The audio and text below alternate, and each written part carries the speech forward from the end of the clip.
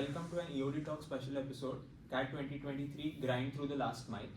This video is specifically aimed to equip MBA aspirants with tips and tricks which will be aimed at how to manage best the last prep, the last leg of this preparation. We have with us a great panel who have been there and done that. They were in the same shoes last year and they have made it to SPJIMR. So without further ado, let's dive in. Yeah, so everyone, with 49 days left for CAT, what should be the roadmap from now to CAT 2023? Like how many mocks should the students take, etc.? So with respect to roadmap, what I did at this time was about giving mocks. Certainly, I mean you should give mocks, but again, it shouldn't be structured. I mean you should not only give mocks, but practice random questions from random sites, because with respect to different sets, I mean CAT 2022 certainly came with certain surprises, and I expect the same thing will happen with CAT 2023 as well. So with respect to mocks, I think ideal, there's not a definite number per se, but ideally the number which makes you confident that you'll be able to ace the exam perfectly. And on that, again, it's important to take surprises as challenge, not as something by which you get feared. Because if you go fearless for the exam, you'll definitely ace it. Yeah. So I think this advice is coming from someone who has just prepared for CAT for 1 month last year. I think CAT is the crucial step to ace in your taking mocks is the crucial step to ace in the CAT examinations. Personally, I feel from now on candidates must aim for at least 1 mock daily, and I believe that rather than taking the more number of mocks, the important thing should be analyze them properly. Like which all sections are you covering, in which all sections are you scoring the least, how can you improve those areas, etc. And secondly, I believe that we should focus on all 3 aspects because CAT is a 2-hour exam in which we have to take the blows continuously for 2 hours. So we cannot just let go of one section because it will ruin our mental scenario at that time. So just adding on to what both of them covered all the points, I think. But just adding on, there's no one best fit method, best fit roadmap for everyone, because every candidate has his or her own strengths. So I would say that start if you are not giving mocks right now, start right away and figure out what is your strength, what is your weakness, and then probably according to your weakness. For example, my weakness was VARC. So I knew that after giving mock exams, just mock exams won't cut it for me in VARC. So what I did was I gave my mock exams, and over and above those mock exams, I also give sectionals of VARC. So that worked out for me pretty well. But again, like Anurag said, I would like to highlight on the point that just giving mocks is not enough, analyzing mocks. So it takes 2 hours to take a mock. I would say spend around 4 hours to analyze that mock. Do each and every question thoroughly again, and then probably after 20 odd days, 20-30 odd days, go back and give the same mock again, just to see that if you remember, if you are able to do those questions which you weren't able to do in the first attempt. So that would be a confidence booster for you as well, and yeah, I mean that would be my advice. Right, I agree with everyone. You should give as many mocks at this point as you can. Additionally, what I used to do was, if there's a mock for 2 hours, I won't just sit for 2 hours. When you go to the examination hall, there would be some waiting time before, so you need to prepare for that as well, that you should be well balanced to give the exam after 30 minutes. So what I used to do is give the exam, and then post that I'd give 1 or 2 sectional as well. So the whole bunch of time I was giving the mock was around 30 minutes, 3 hours. So that is something you can do as well. And especially what was mentioned, I'd give mock one day and then take another day to analyze it. So I used to do it alternatively. So that's critical. And alternatively, if it's just one particular area in a subject that you want to practice that day, like for instance, I did not want to cover the entire course that day. I wanted to cover just one part of quant that day. So I'll just put 30 questions from any particular source and just make a mock of my own out of that. So that is something also you can do. But practice as many questions as at this stage as you can.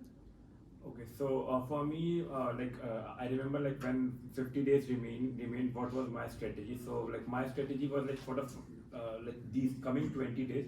First of all, I what I did is like I strengthened some of my weak areas because still I have some time for CAT. So let's say I figured out like I have let's say quadratic equation as a weak area, so I started working more on it till the next 20 days. Apart from that, yeah, for the mock I had little bit different strategy. Like for these 20 days, I had like I used to give three mock, one mock per 3 days, something like that. Then in the last month, my strategy really changed. It was like I used to give mock every twice, once in a 2 days, something like that. And apart from that, there were 2 to 3 things for the mocks which everybody has covered. But apart from that, one thing which I did is like, for example, I got the timing. Like my mine was the morning slot, so I used to give mock at the same time so that my body clock gets set at that time. Secondly, I don't used to get stick to the mock scores because initially I used to get stick and then I used to get like tens. Okay, I'm scoring so much low. So the main thing you should not get stick with the marks because sometimes mocks are a little bit tougher than the actual CAT exam. So you have to think like, okay, let's say my score is less in that area, but what were the mistakes I did in the exam? So that's where retrospect of mock exams come. So these were the 2 things which I did for the when I used to give mock exams. Got it, got it. So coming to the sections, quantitative aptitude is a section which most engineers find it as their strength. However, the counter argument is that most non-engineers dread this section. So, what are some of the insights and strategies you followed? Pratik, if you could. Yeah. So I would state this with my personal experience. First of all, I was an engineer myself. I am an engineer myself. So like I thought like that quant will not be very tough for me. But when I started giving exam, I understood like quant is not about knowing maths. It's like CAT is common aptitude test. It's about aptitude. So it's not just about knowing the details, but it's about how accurate and how fast you can do the question. So there's no discrimination among engineers and non-engineers because if you see the syllabus, it's not like something post 12 or it doesn't even cover 11th and 12th in terms of maths. It is just maths till 10 to an extent. So if you start practice, like if you practice a lot, then it would really help in getting a good score. It doesn't matter whether you are an engineer or not. Apart from that, some tricks which I did which really helped me is like I used to learn tables till 20 because that really made my calculations fast. I used to learn squares, square roots, cube and cube roots. And apart from that, one thing which really improved my maths is like on a daily basis for 15 to 20 minutes, I used to do some mental maths. Because of that, like my addition, subtraction, I don't have to put a pen on the paper. I just used to do mentally. So that really helped me while actual CAT because it only doesn't help in the quant, but it also helps in the DILR. So you should do mental calculation and practice as much as you can. So that's it. Got it. Anything you want to add?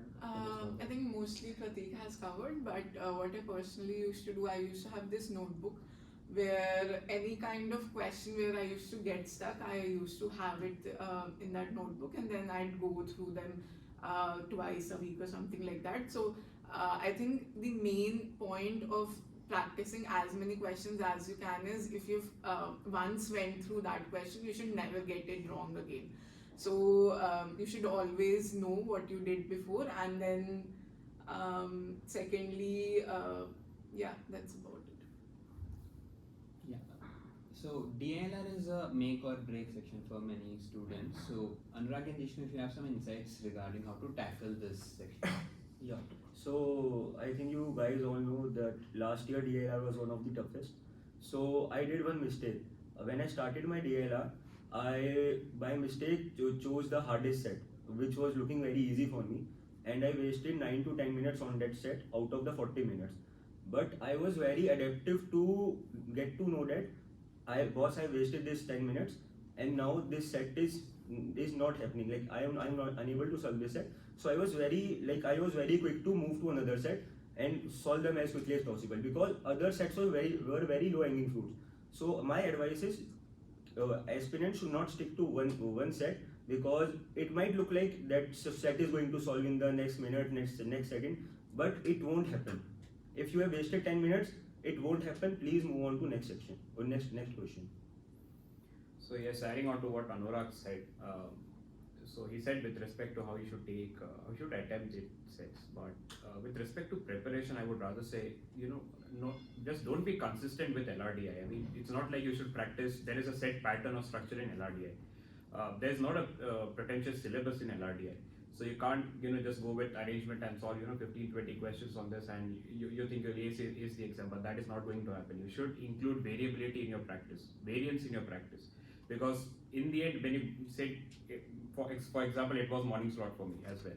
So the first thing when I saw, when the paper came, when I shifted to LRDI, the first thing I saw was to keep my mind pretty cool. Because again, you should be in a stage to take surprises as challenges, which you will be able to resolve. So that is what one advice which I would rather give with respect to LRDI. Got it.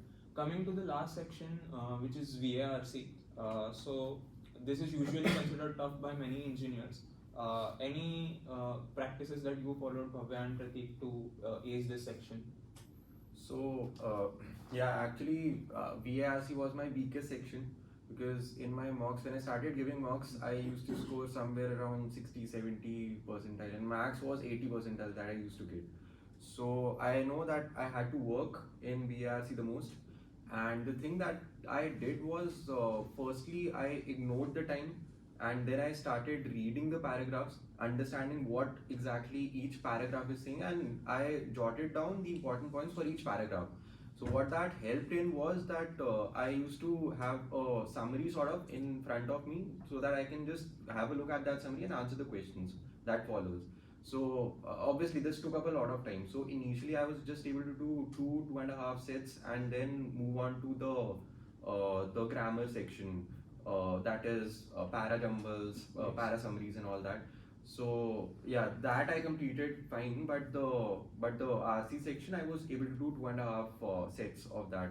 But gradually my pace got much better, and I was able to do 3.5 sections without jotting down the points. So what happened was that I was able to remember what I was reading. So that helped me a lot. And also while giving the final exam, or while giving the mock exam itself, I used to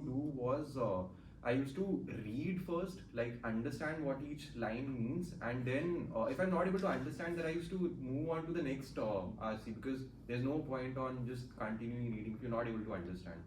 So yeah, I just moved on to the next RC, and after doing all the sets, if I had time, I used to go back to the first RC, which I wasn't able to understand in the first attempt, and then give it a shot. So that worked out for me pretty well, and yeah, I scored decently in PRC doing that. Right, I concur with him.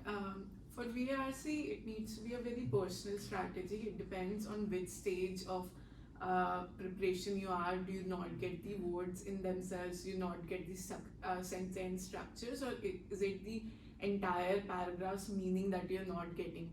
And exactly why you're not able to get the meaning? Is it because you don't give enough time to actually understand, and if you go slower, you would be able to understand, like Pratik mentioned, or it could be that it's just a new topic for you and you need time to understand that.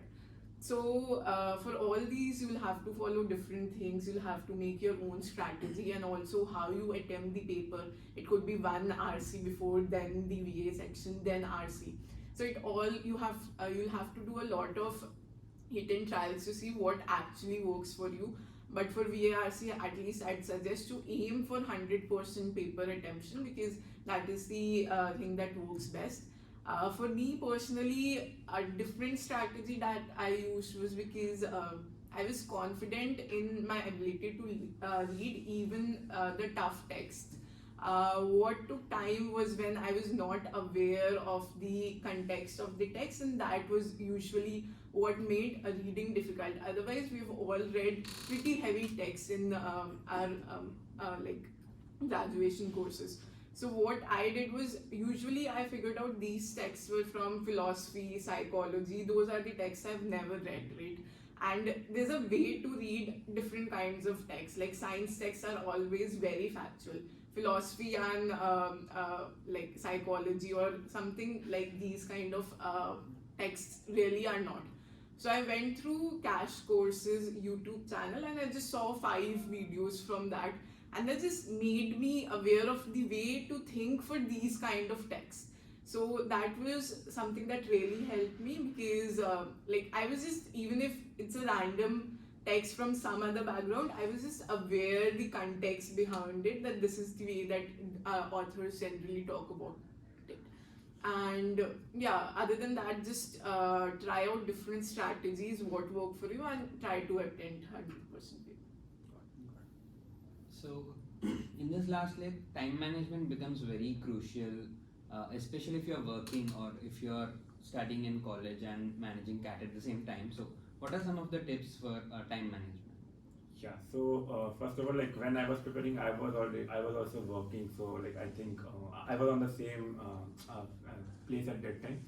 So one thing is like you have to be consistent, because like almost for like working person from 9 to 6, so I would say from morning 8, around 8 to 7 evening, you have to work on the weekdays. So after that, you have to be consistent about your studies, and like the main thing which helps you being consistent is you have to you have to stay motivated, because the moment you think like your life has been become monotonous, then you start declining on your preparation, and that would really affect. The thing which you should think is like a very good life is waiting for you post CAT. So you should be focused about it. Like you should not something feel like, okay, why I am doing it, because these are something which used to strike me every 3 days, to be honest, like why I am doing this or something like that. Because your friends like office friends are like after work they are just enjoying, and you are preparing for the CAT. So one thing is being stay motivated. The other thing is consistency. As I said, like even though if you're not able, if you are thinking like, okay, I don't want to do something, just read some novel, just read some articles, so that at least you have some reading comprehension going on. So be consistent, or like do some small calculation, or just solve any random set. It's not like you have to sit or every time for a long 2 hour stretch and do the mocks. You can do sectional exams, you can do 10 minutes kind of fast exam, something like that. So you have to be consistent on your preparation, at least for these last 50 days. Agreed. I think those 2 points are the most important. I'll say for the consistency part, what I used to do on days when I really did not want to work, I'll just pick up 5 questions in each, like 5 questions in quant, 1 set in VA and 1 set in DILR, and just attempt that. So that takes hardly 30 minutes, but that just keeps you in that mood to keep studying. So just do that. And other than that, for me, like taking mocks used to be the fun part, but analyzing is never fun. So I'll just take the mock and then I'll leave the analyzing for the next day. So that's what I used to do. But it's important to block some time in the calendar, so to just keep that time for your self-study, because otherwise there's always going to be some other project or some other task that you need to do at work. So it is okay to not give your 100% during these last 2 months. Just take your time to study rather than giving what you usually do to work. So that is what you need to sacrifice for this preparation. So yeah, I totally agree with what both of them said. Just to add on, one thing that worked for me pretty well was the discipline that I maintained, the routine that I maintained. So what I used to do was, first of all, I was a night owl instead of an early person. So I changed that. I started waking up early, sleeping early. So what that helped me was that it gave me a sort of 4 hour window, because I used to wake up at 6, right, and then it was a 3.5 4 hour window before I had to sit down for my work. So in those 3.5 4 hours, I had a fresh mind, so I could read very fast, and then obviously with a fresh mind you're able to solve better. So I would say that for the people who are working right now, wake up early and give your mocks or prepare or just do anything in those morning hours, because that is very critical in my opinion. So that helped me a lot, apart from what these guys said. So Yeah, so the thing that worked for me was I started practicing meditation before I think one month of the exam, and I deactivated all my social media, Instagrams, and thirdly I used to switch off my phone while I was taking the mock, so that I'm not getting disturbed by the constant emails and calls of my colleagues, and I think that was it for me. So Yes. Additionally, what worked for me was I always kept some sort of minutes of sort of entertainment in my entire schedule, because what worked for me initially was I had a flexible time for my work. So initially I used to work early, and post that I used to practice my daily targets or whatever I set for. But when I got to know like my slot is that my cat slot is in the morning, which is from 9 to 11, what I did was I changed my flexible time from which I kept initially from 10 to 7 to 1 to 9. So I had that initial highly productive hours for my practice. And just one suggestion towards the end would be to not take it as an exam, but just to take it as something which which is really fun. Because if you take it as something which is really fun, you won't stress out while giving or attempting questions. So that if you take it as an exam, you will get tired, you will get exhausted, and post that, I mean, you won't even have time to do anything else. So which is not a good thing. So take it as a fun practice, and try to attempt all the questions or whatever targets you have set there. So that would be my suggestion for the last leg of preparation. Great. So coming to the last question, say the D-Day has arrived now and the students are stressing over it. So what are some of the things you kept in mind for the D-Day? Say a difficult section comes, how did you approach that? And any final messages to the aspirants for CAT 2023? So anybody could go first. Yeah. So what worked for me was to be completely fearless. I mean, see, there is nothing to lose. This 2 hours is not something which will decide your career. It will just, it is something which is certainly which will decide your 2 years. So don't stress out. Don't take out these facts in your mind while giving the paper. Just give it out as something which is really fun, which you have enjoyed previously, which you have been doing it for past certain time. And what worked for me was I was completely fearless. Even though VRC was my weakest section, I made sure that whatever I do in VRC doesn't affect my LRDI, and consequently I made sure that whatever happens in LRDI stays in LRDI, doesn't go with my QA. So we take it as 3 different sections for the D-Day, and I do believe like there is certain luck factors which certainly motivates the exam, and which again maybe some sort of headache. Personally, I had fever while giving the exam, so you need to make sure like there might be difficult times even while giving the exam, but you need to stand through like and if you're able to do that, you'll certainly ace the exam. So just be fearless, nothing else. Yeah. So the advice which I want to give is, firstly, if your CAT exam is not in your vicinity, please go there one night before, have a rest there so that you are fresh for the exam. And while you are going for the exam, have good food, have healthy food before the exam, so that you are not lethargic or sleepy while giving the exam, because it is very, very crucial to stay alert for those 2 hours, because those 2 hours are the deciding life-changing hours, right? And thirdly, I think CAT is something you should just like Jishnu said, we should focus on the 3 sections. Once the one section is over, we should just like shut off our mind from that section and change our mind to another section. And lastly, what I want to say is, CAT is just one part of the component for your B school entrance. There are many other factors involved, and please try to focus on those also. So I think most of the things that they said are quite true to me also. But one thing that I would like to add is that before the final exam, don't study. Don't study on the last day, and don't study. So if you want to take 2 days breather before the exam, you can do that. If you want to take just 1 day out before the exam, you can do that. So don't study at all. And apart from that, before the D-Day, just make sure you have everything in place. You have your passport photographs, you have your ID proof, you have your water bottle in place, so that if you have a morning slot, you can just wake up, get ready, and pick up all those things and leave for the exam. That would be the most important. And coming on to the exam itself, just try to maintain as calm as you can, because I know it's very difficult, because you've been preparing from a lot of time, and a lot of time and energy has been invested into your preparation. So it gets really tense before the final exam. So my exam center was 1.5 hours away from my home. So So what I did was throughout that journey, I just played some good music in my car, which sort of helped me relax, calm down. And another thing is that don't. So that would be my suggestion, that don't have caffeine before the exam, because that tends to. So it has two benefits. It has one benefit and one disadvantage to it. One benefit is that it obviously wakes you up, keeps you active.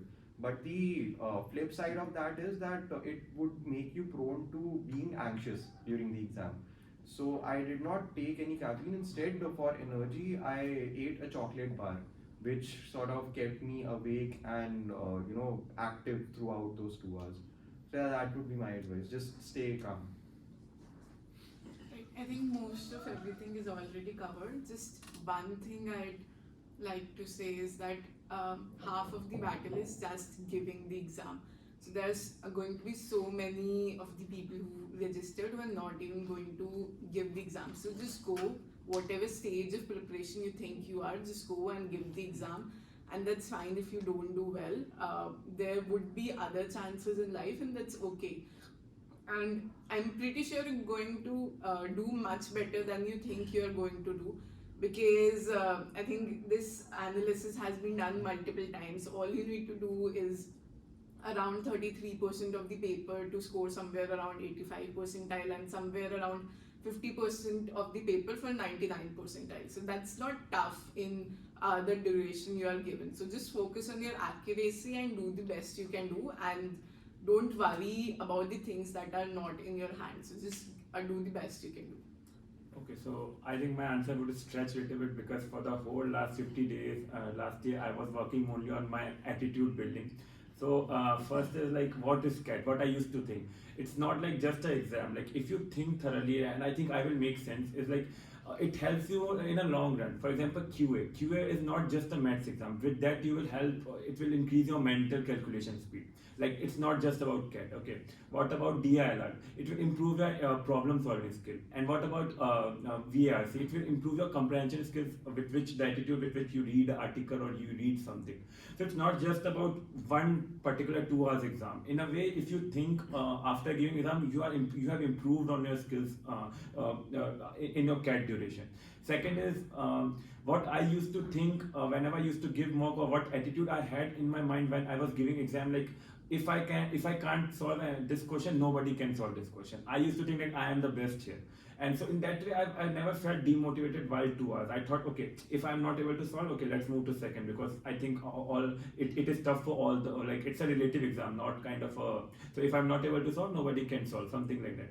And the third is, which I always used to believe, is like hard work always pay off. So if you work hard and your work is smart, you will get result. Not if not in CAT, then in some other way. But most probably you will get result in CAT only. So these are the three things which keeps me motivated every time. Well, folks, thank you for all these great insights. I'm sure the aspirants will find all this very helpful. This brings us to the end of the episode. And to the aspirants, all the best for your CAT 2023 from the side of EOD Talks and the entire SPJIMR community.